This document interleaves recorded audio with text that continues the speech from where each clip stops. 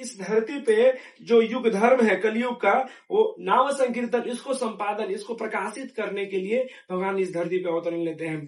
दूसरा जो कारण बताते हैं वो है प्रेम भक्ति, जो हम भी चर्चा कर रहे हैं, ब्रज भक्ति जो है उसको देने के लिए, जो कभी किसी दूसरे अवतार ने नहीं दिया। और तीसरा अद्वैत आचार्य की पुकार, है ना, जब वो अद्वैत आचार्य की विशेष पुकार होती है उसको सुनकर के भगवान इस धरती पे आते हैं। तो ये क्या है, ये एक्सटर्नल बाह्य कारण है। साथ ही साथ इंटरनल रीजंस भी हैं कि to understand the greatness of Radha Rani love, Radha Rani का जो प्रेम है उसकी महानता को समझने के लिए चैतन्य महाप्रभु आते हैं। हर समय जब राधा रानी भगवान की सेवा करती हैं, और सेवा करने के बाद जैसे नॉर्मली इस दुनिया में कैसा भाव रहता है, जब आप सेवा करते हैं तो और जो करता है वो थोड़ा दुखी रहता है, मतलब क्या जब देखो तो मेरे पीछे लगे रहते हैं।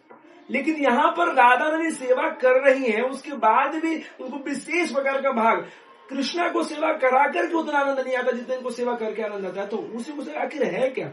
हाँ, तो उस समझने के लिए राधा रानी का प्रेम का जो महानता है उसे समझने के लिए भगवान आते हैं, राइट। और भगवान सोचते हैं कि मेरी मधुरता क्या है, तो अपने खुद के मधुरता को अनुभव करने के लिए आते हैं। और तीसरा कहते हैं और राधा रानी के हैप्पीनेस को, है ना, राधा रानी की प्रसन्नता को जो उनको भगवान को सर्व करके प्राप्त होता है उसे करने के लिए आते हैं।